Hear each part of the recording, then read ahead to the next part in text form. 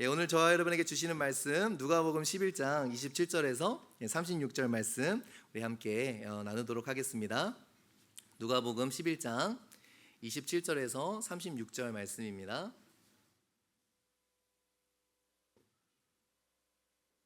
함께 교독하실게요. 제가 먼저 27절 읽겠습니다.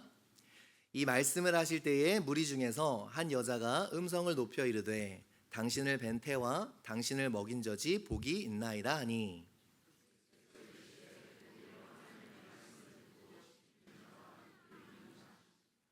무리가 모였을 때에 예수께서 말씀하시되 이 세대는 악한 세대라 표적을 구하되 요나의 표적밖에는 보일 표적이 없나니 됨과 같이 인자도 이 세대에 그러하리라. 심판 때에 남방 여왕이 일어나 이 세대 사람을 정죄하리니 이는 그가 솔로몬의 지혜로운 말을 들으려고 땅 끝에서 왔음이거니와 솔로몬보다 더 큰 이가 여기 있으며 사람들이 일어나 이 세대 사람을 정죄하리니 이는 그들이 요나의 전도를 듣고 회개하였음이거니와 요나보다 더 큰 이가 여기 있느니라. 누구든지 등불을 켜서 속에나 말 아래에 두지 아니하고 등경 위에 두나니 이는 들어가는 자로 그 빛을 보게 하려 함이라. 내 몸의 등불은 눈이라. 눈이 성하면 온몸이 밝을 것이요 내 몸도 어두우리라. 그러므로 내 속에 있는 빛이 어둡지 아니한가 보라. 내 온몸이 밝아 조금도 어두운 데가 없으면 등불의 빛이 너를 비출 때와 같이 온전히 밝으리라 하시니라. 아멘. 아멘. 며칠 전에요, 저희 딸아이가 거실에서 TV로 유튜브를 보고 있더라고요. 근데 이제 뭐 애들이 좋아하는 유튜버들이 또 있나 봐요. 여러 가지 막 재밌는 익스페리먼트들을 하는데 올리브유 있잖아요. 올리브 오일을 이렇게 트라이 해보는 그러한 컨텐츠를 보고 있더라고요. 그래서 빵에 다양한 올리브 기름에 빵을 찍어서 먹는 그런 컨텐츠였습니다. 근데 그 영상이 제 눈에 들어온 게 한 병에 1,000몇백 불이 하는 올리브유가 있는지 저는 처음 알았어요. 비싸봤자 뭐 한 30-40불 100불이겠거니 했는데 거기서 막 한 병에 1,000몇백 불 하는 올리브유를 트라이를 해보는 것을 보았습니다. 그래서 저거 사기 아닌가? 어떻게 올리브 기름이 1,000몇백 불을 해? 그리고 구글을 검색해 보니까 진짜 있더라고요. 1,000몇백 불짜리 정도가 아니라 뭐 이렇게 구글에 따르면 현재 나와 있는 올리브 기름 중에 가장 비싼 게 13,000불 정도 한다고 합니다. 그 그리스의 가장 오래된 올리브 나무에서 정성스럽게 따서 그거를 핸드프레스로 정성스럽게 내려서 이 받는 사람의 이름을 그 인그레이브해서 패키징을 해서 딱 보내주는 그런 13,000불짜리가 있다 그래요. 참 그런 세상이 있는지 처음 알았습니다. 요거는 13,000불짜리는 아니고요. 찾아보니까 이게 한 1,300불 정도 하는 그런 올리브유래요. 이제 상당히 고가인데 뭐 요리하시는 분들이나 미식가 분들은 궁금하시죠? 무슨 맛일까? 저는 별로 안 궁금하진 않고요. 잠깐 생각에 잠겼습니다. 한 가지 너무나도 당연한 질문을 여러분에게 드릴게요. 이 올리브유, 이 올리브 오일의 가치는요, 이 올리브유를 담은 이 병에 의해서 결정이 될까요? 아니면 병이 담고 있는 이 오일에 의해서 결정이 될까요? 너무 당연한 질문을 드려서 감사해요. 너무 당연하죠. 너무 당연하게 당연히 저 병이 해봤자 얼마나 되겠어요. 아무리 고급 병이라 해도 뭐 10불 20불 될까요? 그죠? 당연히 저 안에 든 그 기름 때문에 저 올리브유가 저렇게 가치가 있는 것인데 너무나도 당연한 진실을 우리는 외면하면서 살 때가 참 많은 것 같아요. 무슨 말인가? 우리의 삶에서는 정작 내 삶에 담은 것이 가장 큰 가치인데 외적으로 보여지고 외적으로 어떠한 것들을 갖추는 것보다 실은 내 마음속에 무엇을 품고 있는가가 그것이 나의 가치가 될 것인데 때로 우리는 그 너무나도 당연한 진리를 외면하고 마치 우리가 가지고 있는 어떤 것, 우리가 이뤄놓은 어떤 것들이 나의 가치를 정해주는 양, 내가 속에 품은 것은 아무런 상관이 없고 겉에 보이는 것을 우리의 가치라고 생각하면서 살 때가 많다라는 겁니다. 진짜 가치는 어디서 나오는 거예요? 내 속에 담은 것에서 나온다라는 거죠. 고린도후서 4장 7절에 이런 말이 있어요. 우리가 이 보배를 질그릇에 가졌으니, 질그릇 같은 인생이지만 뭘 가졌다고요? 그 안에 보배를 가진 인생이니 이는 심히 큰 능력은 하나님께 있고 우리에게 있지 아니함을 알게 하려 함이라. 사도 바울은 우리가 질그릇 같은 인생이지만 아무것도 아닌 인생이지만 우리는 그 안에 보배를 가진 인생이라고 말하고 있습니다. 이 보배가 무엇일까? 설교 후반부에 여러분과 나누어 보도록 하겠습니다. 여러분, 살아가면서 사람들과 많은 대화를 합니다. 그죠? 많은 사람들을 만나요. 저도 사람들을 많이 만나면서 주로 감탄하게 되는 것이 두 가지가 있는 것 같아요. 제가 어떤 분들을 뵈면서 감탄할 때, 하나는 야, 참 대단하다. 참 대단하세요. 어떻게 그렇게 하셨어요? 어떻게 그런 것들을 이루어내셨어요? 라는 감탄이 있고요. 요즘 들어서 제가 더 하게 되는 감탄, 또 제가 듣고 싶은 감탄은 참 귀하다라는 감탄이에요. 막 이런 것들 저런 것들을 어떻게 해냈죠? 저런 환경, 그렇게 어려운 환경에서 어떻게 이런 것들을 이루어냈죠? 야, 너 참 대단하다. 인간 승리다.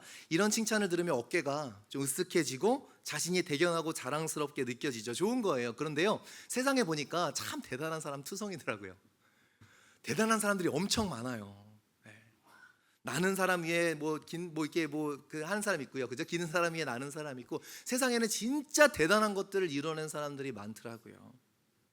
예수 안 믿는 사람 중에서도요, 대단한 사람 무지하게 많습니다. 그런 역경을 다 이겨내고 성공한 사람들, 상황 가운데서도 굳은 의지로 나아간 사람들, 이 세상에 많은 업적을 남긴 사람들이, 이 세상에 대단한 사람들은 참 대단히 많아요. 그런데요, 제가 좀 철이 들어가고 목회를 한 해 한 해 해가면서 제 마음을 더 숙연하게 하는 것이 있는데요, 그것은 대단한 사람들이 아니라 참 귀하다라고 여겨지는 분들입니다. 저도 좀 이렇게 철이 들어가면서 옛날에는 대단해요, 와 대단합니다, 어떻게 그랬어요, 이런 말을 들으려고 많이 노력을 했는데요, 가면 갈수록 귀하다라는 말이 더 마음속에 이렇게 막 듣고 싶고 귀한 사람이 되고 싶어요. 귀하다라는 건 무슨 뜻이죠? 소중하다, 드물다라는 뜻이에요. rare한 거예요. 그 안에 담겨 있는 것이 소중하고 드문 것, 드물기 때문에 귀한 것이죠. 세상에 대단한 사람은 참 많습니다. 그런데 귀한 사람은 참 적습니다. 대단함은 이루어내는 것이라면 귀함은 내려놓는 것이기 때문이에요. 대단함은 내가 썸바리가 되는 것이라면 귀함은 내가 기꺼이 노바디가 되어지는 것이 귀함이기 때문이에요. 그래서 보기가 힘들어요. 그렇죠? 대단함은 내가 드러나는 것이고, 귀함은 내가 사라지고 그분이 드러나는 것이 바로 귀함이기 때문입니다. 점점 더 희미해져가는 가치인 것 같아요. 다 저마다 유튜브나 어딜 보면 다 저마다 자기가 썸바디라고 이야기하는 이 세상 가운데서 정말 그분을 위해서 기꺼이 낮아지고 내가 아무것도 아닌 사람이 되어지는 그러한 귀함은 찾아보기가 힘든 시대가 되어 있다라는 것이죠. 근데요, 대단한 사람들과 오래 앉아 있잖아요. 그러면요, 참 대단한데 마음이 공허해져요. 그러지 않으세요? 근데 귀한 사람들과 오래 앉아 있으면요, 오래 앉아 있으면 앉아 있을수록 마음이 새로워지고요, 어떠한 힘이 솟아나요. 그래서 제가 보면서 나도 귀한 사람이 되고 싶다. 대단한 사람들이 보기에 야, 너 넘사벽이다, 이런 사람이 아니라 점점 가면 갈수록 귀한 사람이 되어지고 싶은 소망이 생깁니다. 대단한 사람들과 귀한 사람들은 그 마음에 담은 것이 다른 것 같아요. 우리는 무엇을 마음에 담으며 살아가고 있습니까?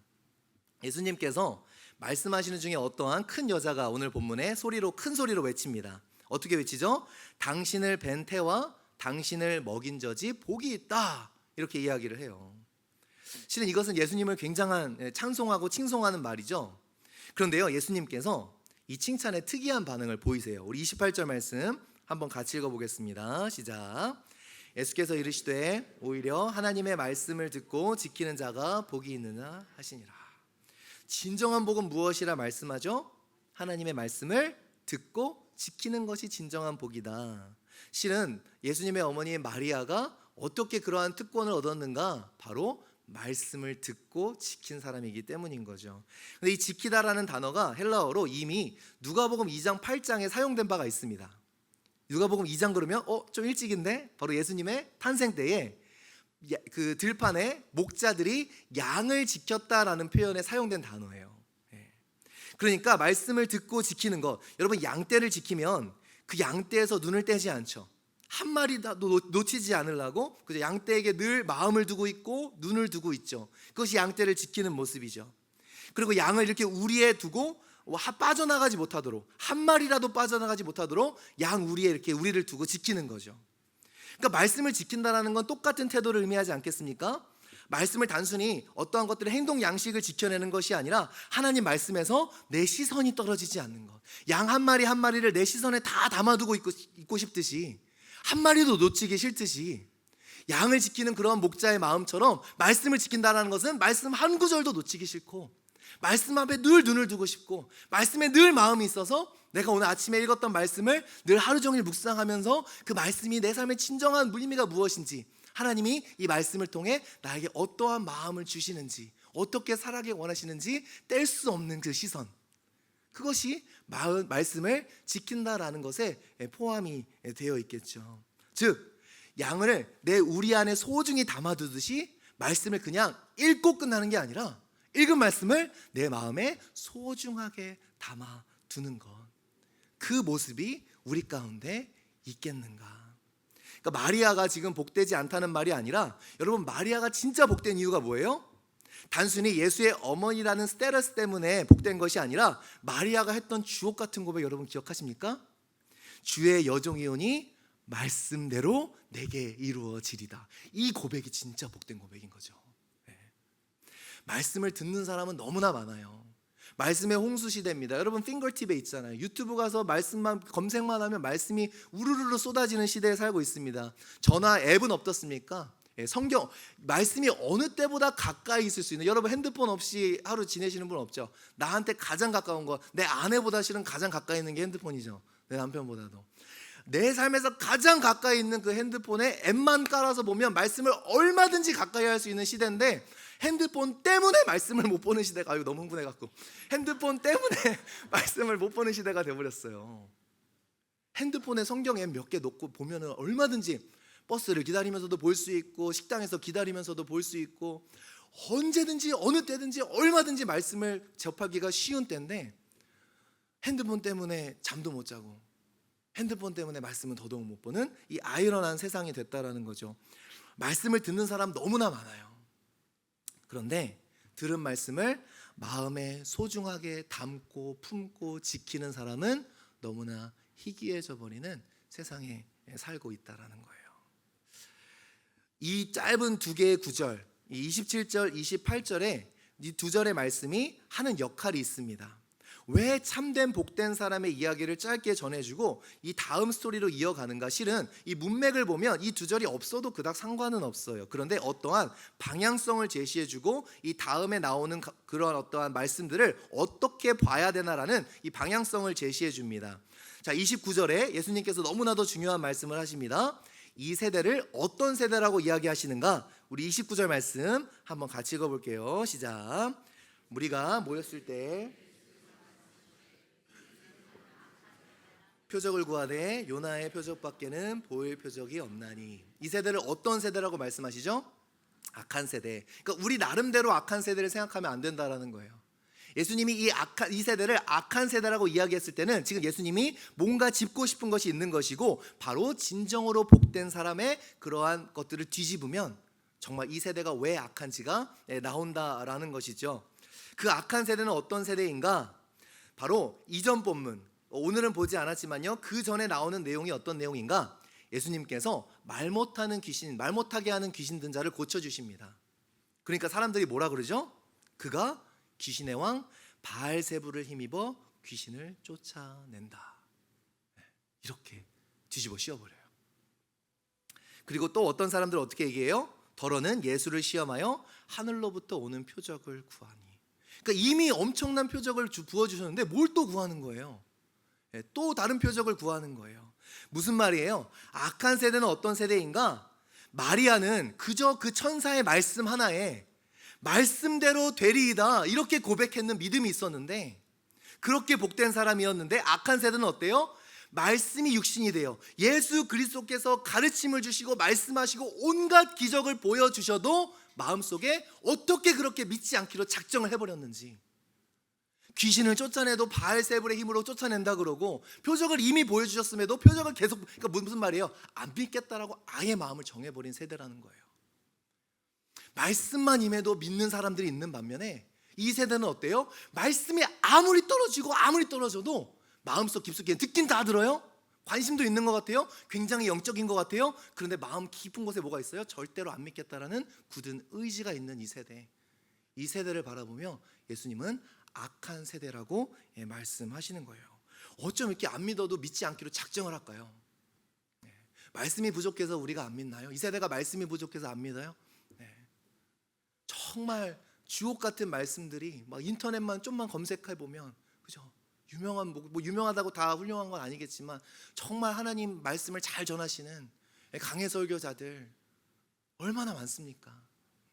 근데 저는 항상 그거예요. 그래서 가끔은요, 저도 설교자로서 너무 부족하니까 그냥 본 예배 때 그런 거 틀어드리고 싶어요. 내 말씀보다 이분들의 말씀 들으면 좋을 텐데. 그렇게 주옥 같은 말씀이 많은데, 말씀의 홍수 시대에 사는데 이 시대는 어때요? 안 믿으려고 그냥 작정해버린 시대 같아요. 오늘 우리가 사는 시대에 너무 비슷합니다.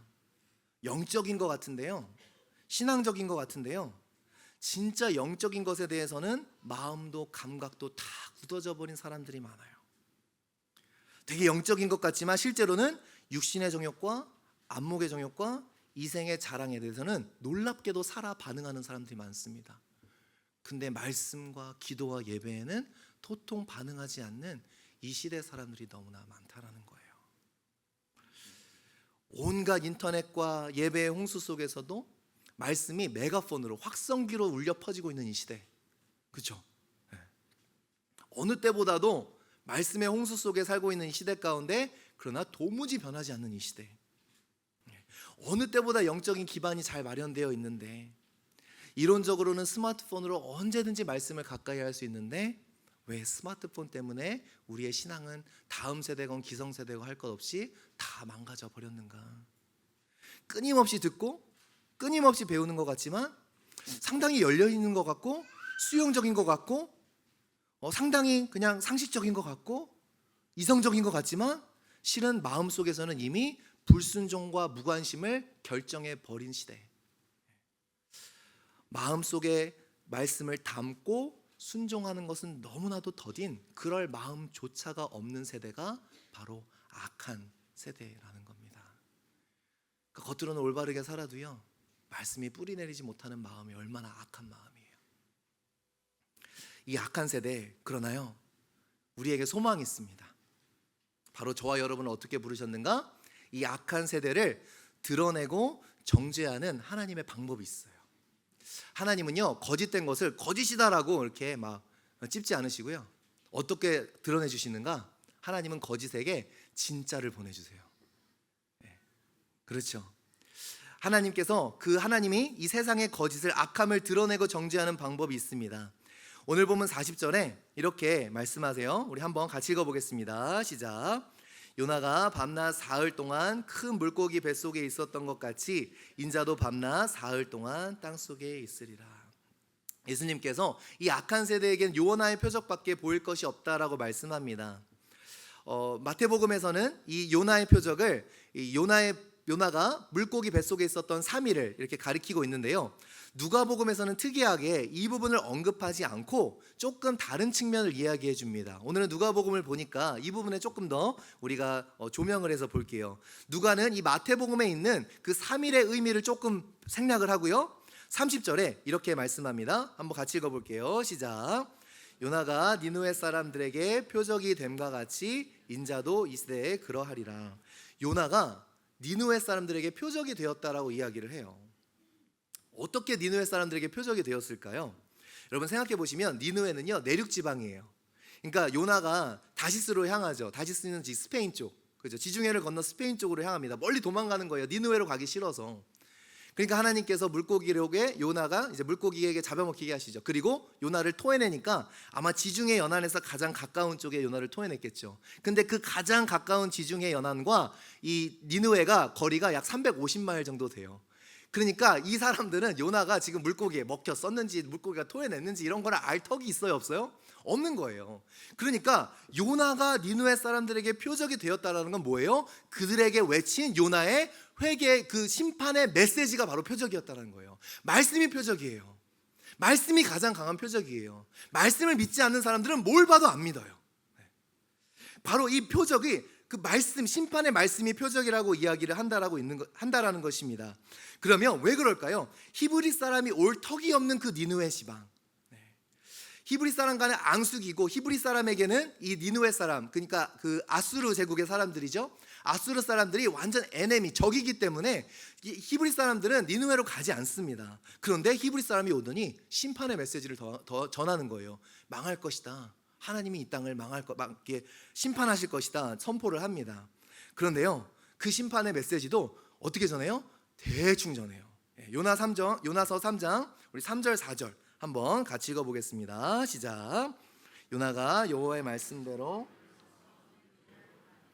니느웨는 사흘 동안을 걸을 만큼 하나님 앞에 며칠을 걸어야 돼요? 3일 동안을 걸어야 될 큰 성읍인데, 요나는 어떻게 합니까? 4절 말씀이요. 시작. 요나가 그 성읍에 들어가서 하루 동안 다니며 외쳐 이르되 40일이 지나면 니느웨가 무너지리라 하였더니. 그냥 3일 다녀도 부족할 성읍을 구석구석 다니면 3일이 뭐예요? 한 1주 2주는 다녀야죠. 그런데 그냥 하루 딱 지나버리고 말아요. 너희들 망할 거야, 무너질 거야. 근데 어떻게 돼요? 다음 절 5절 말씀 읽어보겠습니다. 시작. 니느웨 사람들이 하나님을 믿고 금식을 선포하고 높고 낮은 자를 막론하고 굵은 베옷을 입은지라. 어떻게 됩니까? 그냥 스쳐가는 말씀에 회개를 해요. 예수님께서 동고동락하시며 거듭 말씀하시고 또 말씀하시고 기적을 보여주시고, 이거를 해도 안 믿는 그 사람들, 안 믿는 이스라엘 사람들, 그 사람들에게 예수님께서 요나서의 말씀을 하시면서 너희들이 얼마나 완악하니. 니느웨 사람들은 그 선지자 요나가 대충 전한 그 스쳐 지나가는 말씀에도 회개하고 고꾸라졌는데, 말씀이 거듭거듭 반복되고 귀에 거듭거듭 들려도 그 죄 하나 내려놓지 못하는 너의 고집스러움은 얼마나 완고하니. 예수 그리스도를 영접하지 않는, 마음에 받아들이지 않는, 안 믿기로 작정한 그 마음이 당연한 것이 아니라 얼마나 완악한 마음이니. 그들이 악한 사람들이라고 여기던 아수르 사람들이 도리어 반응하지 않으니 어떤 메시지예요? 스쳐 지나가는 메시지에 반응하지 않는. 결국 문제는 뭐예요? 우리 마음인 거죠. 예전에 제가 부목사로 섬길 때 있었던 일입니다. EM에 그 안수받은 목회자가 없어서 제가 대신 성찬식을 이제 집례하게 되었어요. 성찬식도 그 용어들이 어렵잖아요.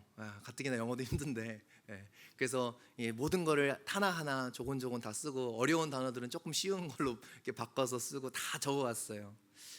그래서 영어로 떠듬떠듬 뭐 이렇게 특별한 것도 없이 담담하게, 잠잠하게, 심심하게 그렇게 성찬식을 차분하게 진행을 했습니다. 그리고 기도도 써간 그대로, 뭐 이렇게 막 감동을 주려고도 하지도 않고 그냥 써간 그대로 담담하게 읽고 내려왔어요. 근데 화요일날, 그렇게 주일날 성찬식을 진행하고요, 화요일날 EM 담당 전도사님이 갑자기 오더니 패스터 제이, what did you do? 무슨 매직을 한 거야? 그래요. 제가 왜? 뭔데? 그랬더니 그 성찬식에 그 청찬식을 하고 한 청년이 예수를 영접했대요.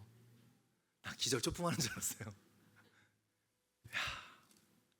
그냥 성찬식을 수없이 해온 사람들은 아무런 반응 없이 그 성찬식을 받아들이는데, 이 성찬식, 정말 이 부족한 종이 떠듬떠듬하는 영어로 그 빵을 떼고 하나하나 나눠진 그 성찬식을 받고 예수 영접한 청년이, 그래서 정말 확실한지 이제 그 구원의 확신을, 그 믿음을 다시금 확인하고 그러는 시간이 있었습니다.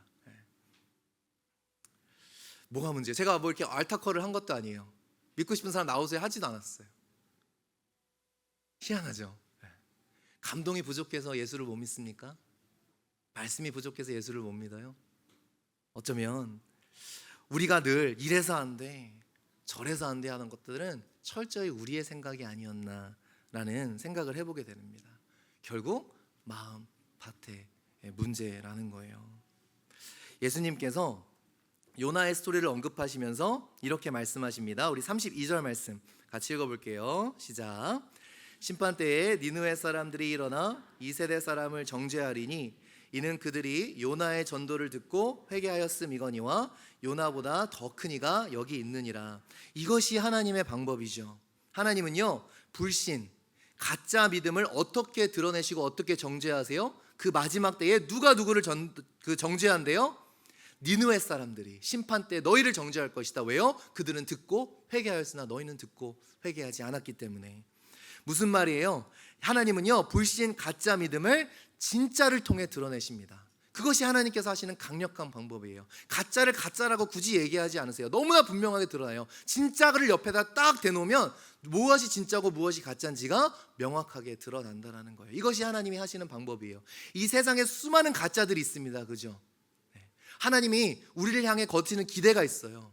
너희는 진짜 크리스찬이 되어서 이 세상에 나가 그들이 얼마나 가짜인지를 보여줘야 되는, 하나님은 하나님이 직접 드러내셔도 되는데 하나님의 백성들, 정말 그 진짜를 가진 하나님의 백성들이 가짜인 이 세상으로 나아가 그들의 거짓됨과 그들의 가짜됨을 드러내고 싶어 하신다라는 거예요. 저와 여러분에게 그 사명이 있다라는 겁니다. 진짜로 가짜를 드러내십니다. 아벨의 제사가, 가인의 제사가 거짓된 걸 드러내요. 참 선지자가 거짓 선지자의 거짓됨을 드러냅니다. 빛이 어두움을 밝히듯이 하나님은 참된 것으로 거짓된 것들을 드러내시고 부끄럽게 하신다라는 거예요. 우리 31절 한번 같이 읽어보겠습니다. 시작. 심판 때에 남방 여왕이 일어나 이 세대 사람을 정죄하리니 이는 그가 솔로몬의 지혜로운 말을 들으려고 땅 끝에서 왁스미거니와 솔로몬보다 더 큰 이가 여기 있으며.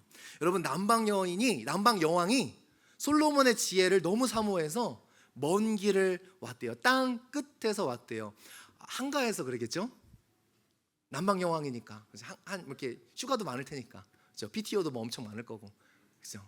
뭐 국정을 뭐 다스릴 게 뭐 있어요? 남방 여왕이 뭐 할 게 뭐 있겠어요? 그죠? 안 해왔으니까 우린 모르죠. 네. 엄청 바쁠 거예요. 네. 그런데 땅 끝에서 시간이 남아서요? 근데 우리는요, 시간이 없어서 하나님 앞에 나올 수가 없대요. 그러니까 우리가 뭐가 부끄러운 거예요? 잘 보면요, 우리가 못한다라는 그 이유를 우리가 다 제시하는데 내가 볼 땐 합리적인데 좀만 돌아보세요. 그 이유를 불구하고 해가는 사람들이 있다라는 거예요. 진짜가 있다라는 거예요. 우리는 안 된다라고 했던 그 수많은 이유들 가운데서 그 이유를 불구하고 해나가는 진짜들이 있다라는 거예요. 그러니까 우리를 진짜 부끄럽게 하는 사람들은 누구예요? 우리가 안 된다고, 아니라고, 이래서 우리가 이 핑계 저 핑계 다 냈는데 그것을 핑계대지 못할 만큼 우리보다 더 열악한 상황에서도 꿋꿋이 믿음을 지켜내고 하나님을 향한 예배를 지켜나가는 사람들, 그 사람들이 있다라는 거예요. 결국 하나님이 우리를 정죄하지 않으셔도 그들의 진짜됨이 만약에 우리 속에 그러한 우리의 가짜됨이 있다면 그것들을 드러내준다는. 그러니까 눈을 들어 좀만 돌아보면 돼요. 아, 내가 하는 게 핑계였구나. 저의 부끄러운, 개인적으로는요, 제가 그 젊었을 때는, 뭐 지금도 젊지만요, 참 대단한 사람이 되고 싶었던 것 같아요. 그래서 막 이렇게 대단한 교회 목사님들 설교를 많이 듣고 많이 따라해 보려고 노력했던 것 같아요.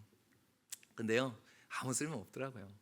뭐 그분들의 사이 그런 게 아니라, 저는 개인적으로 저의 부끄러운 모습을 보게 하시는데요, 그 대단한 목사님들이 아니라 참 귀한 분들을 저 옆에 두셔줬어요.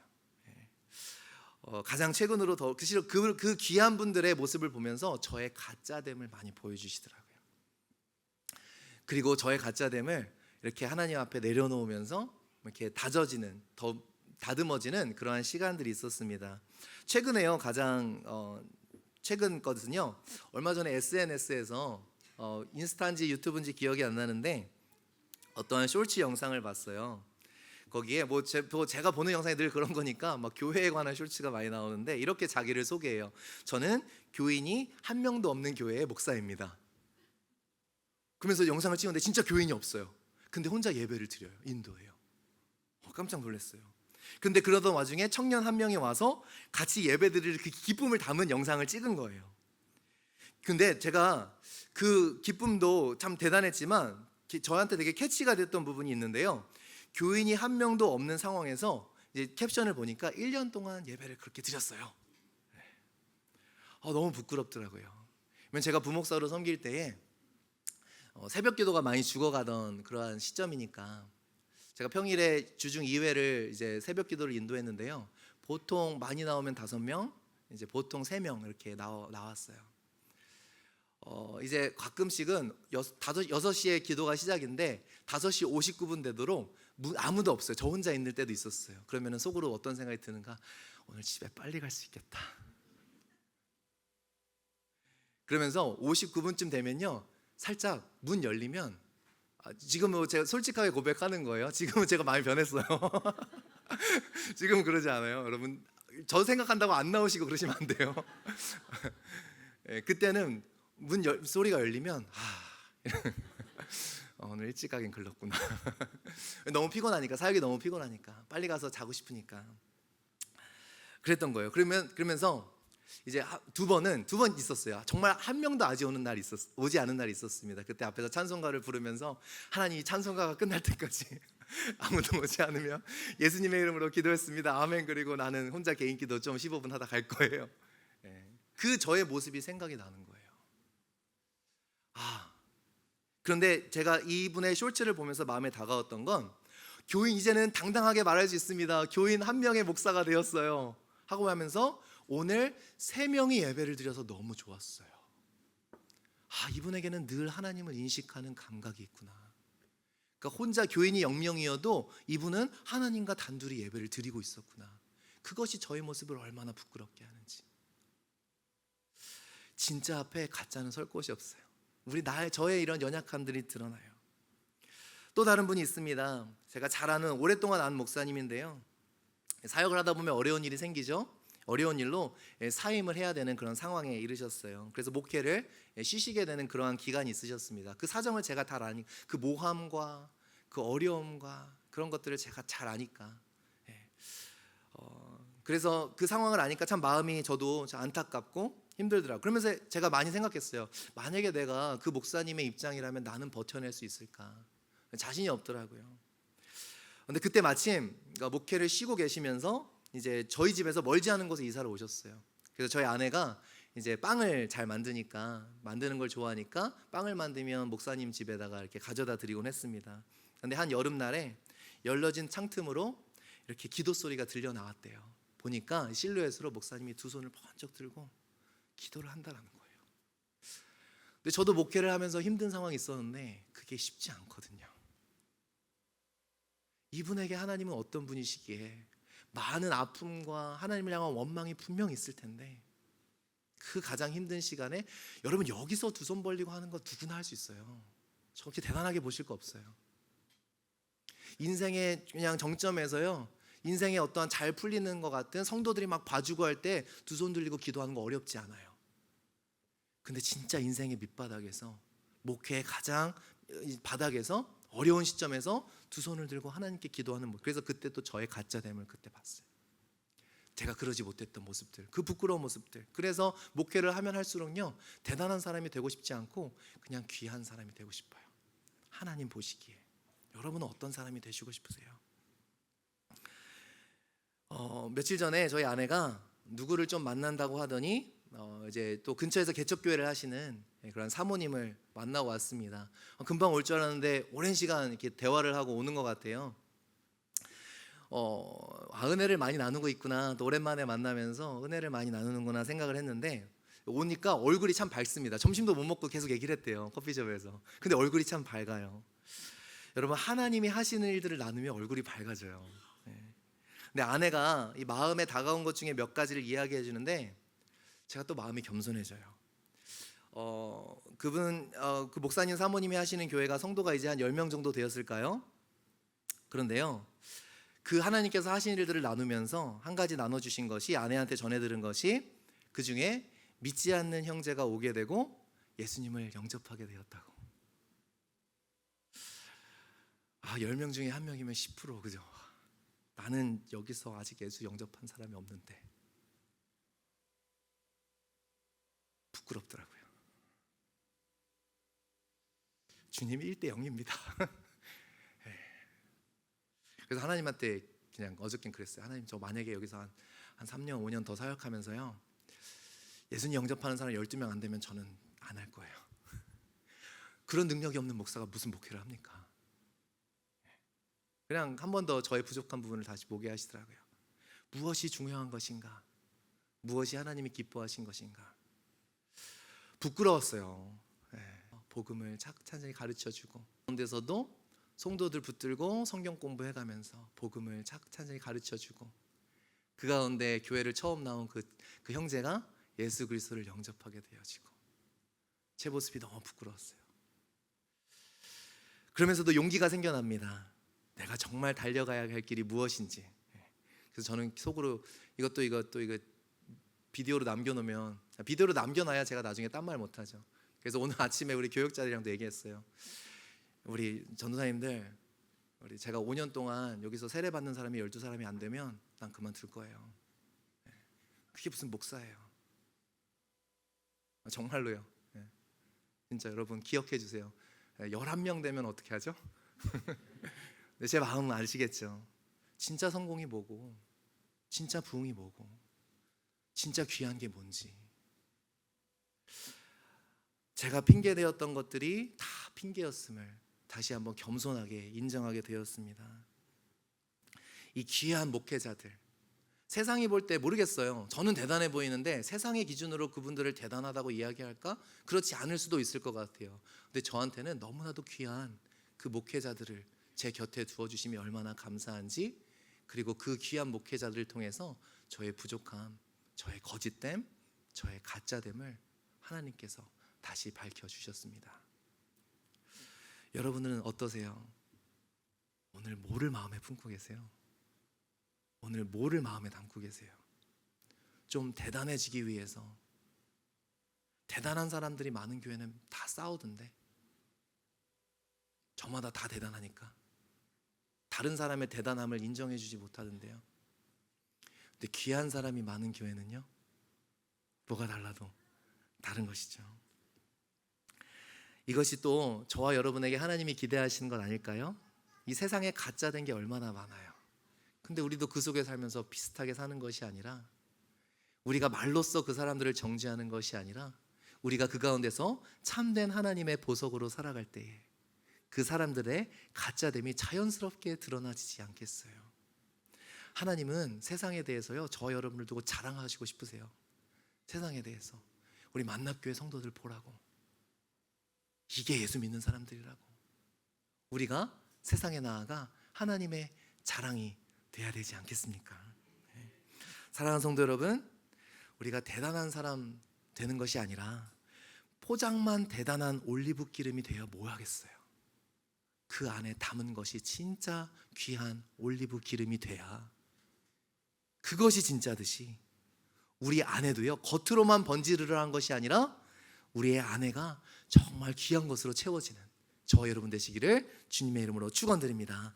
그래서 예수님께서 이렇게 말씀하세요. 35절 말씀. 그러므로 내 속에 있는 빛이 어둡지 아니하나. 우리 속에 뭐가 들었는가? 말씀을 지키고 소중하게 담고 살아가는 진짜를 통해서 하나님은 이 악한 세대의 악함, 그 완악함을 드러내십니다. 이 세상의 거짓된 것들, 피상적인 믿음들, 믿음을 가장한 자기 사랑들, 열심을 가장한 욕심, 하나님의 임재보다 자기의 존재감이 중요해버린 시대, 하나님의 이름이 먹칠되는 것은 대수롭게 여기지 않으면서도 자기의 이름이 먹칠되는 것은 용납하지 못하는 지극히 지독한 자기 사랑, 영적인 것을 가장한 자기 욕심들, 이 대단한 사람들이 많아지는 이 시대에 하나님은 오늘 귀한 사람들을 찾고 계신다라는 거예요. 이 세상의 거짓됨은 그 말이 아니라 우리 안에 있는 빛으로 증거되고 드러내고 정죄하는 그러한 우리가 될 수 있기를 간절히 축원합니다. 우리의 말이 아니라 우리 속에 품은 그 하나님의 빛으로 말미암아 세상이 얼마나 어두운지, 그리고 하나님의 진정한 빛은 어떤 빛인지를 우리가 세상에게 말해줄 수 있는 하나님의 통로가 될 수 있기를 간절히 축원합니다. 그래서 고린도후서 우리 질그릇 안에 담긴 보배는 결국 뭐예요? 그 담긴 보배가 무엇일까요? 우리 한번 4장 6절 같이 읽어보겠습니다. 시작. 어두운 데에 빛이 빛이라 말씀하셨던 그 하나님께서 예수 그리스도의 얼굴에 있는 하나님의 영광을 아는 빛을 우리 마음에 비추었느니라. 우리 마음에 담긴 보배는 뭐예요? 하나님의 영광을 아는 빛이 우리 가운데 있겠는가? 정말 우리 마음속에 담은 것은 인간적인 것들이 아니라 하나님의 영광이, 그 빛이 우리 마음속에 담겨 있겠는가?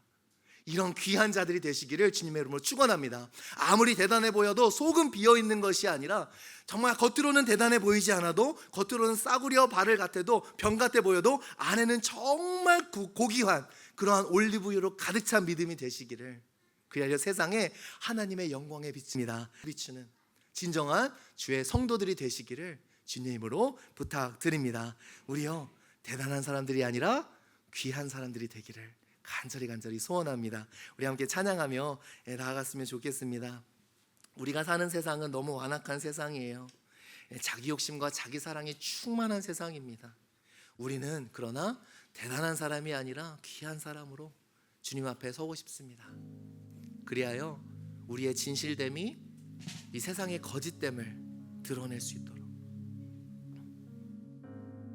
우리의 하나님 사랑이 이 세상의 자기 사랑이 얼마나 헛된 것인지를 증거해 줄 수 있도록,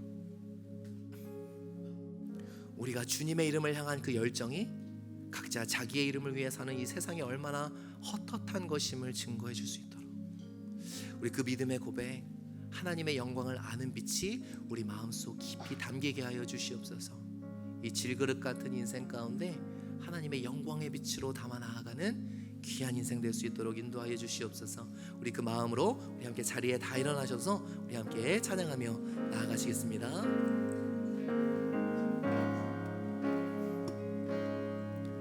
내 손에 들려있는 지팡이 사용하셔서 주님만이 되심을 나타내소서.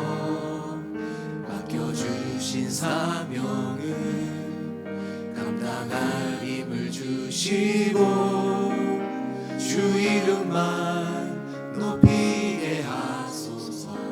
완악한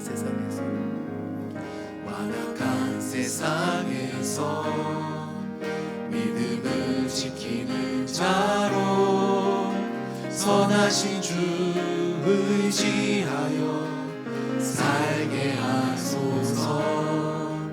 거룩한 백성으로 구별된 주의 자녀로 주 이름만 따르게 하소서. 나의 하나님 그는 여호와 유일하신 이름 그 위대하심 찬양해. 세상 속에서 구별된 자로 주가 주 되심을 나 선포하리라.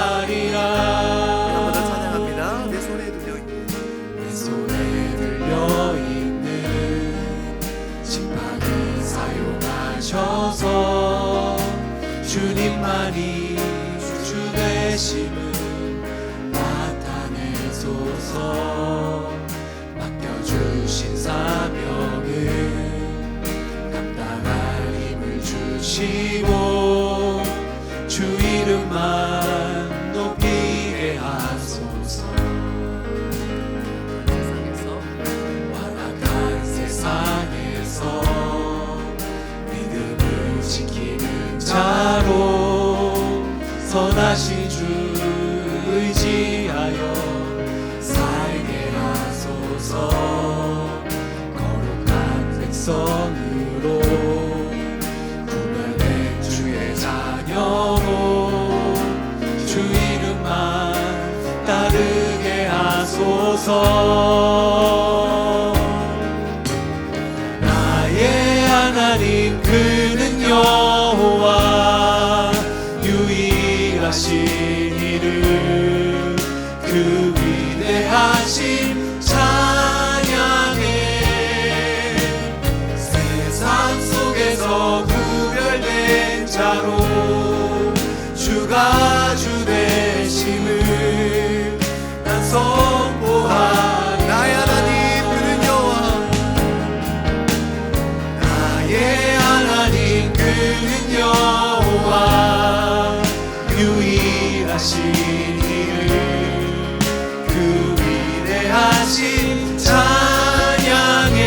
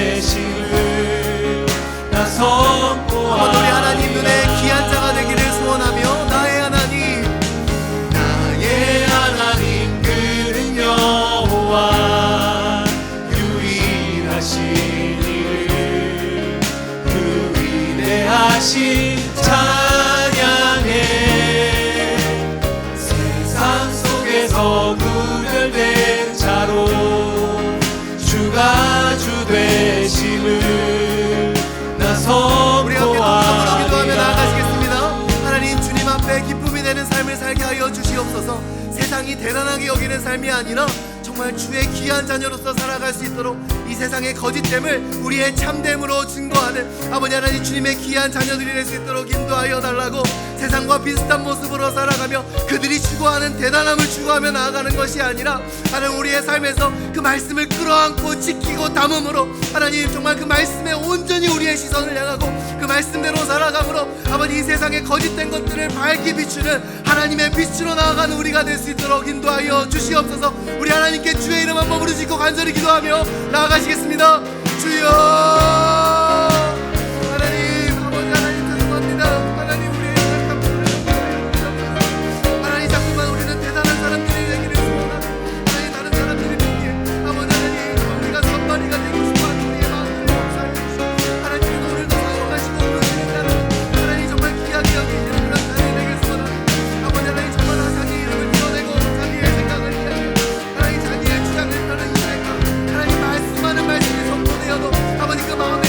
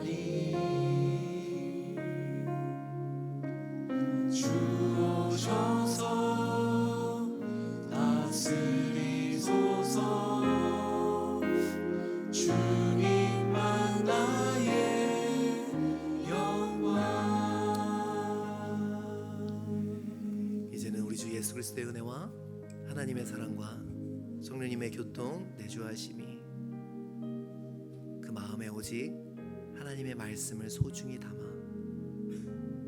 이 불신의 세대 가운데서 믿지 않기로 작정한 것 같은 이 세대 가운데서 하나님의 말씀이라면 어디든지 무엇이든지 하기로 소망하는 이 세상이 감당할 수 없는 그런 진정한 귀한 자가 되기를 원하는 그 소망을 품고 나아가는 주의 백성 머리머리 위에 지금부터 영원토록 함께 하시기를 간절히 축원하옵.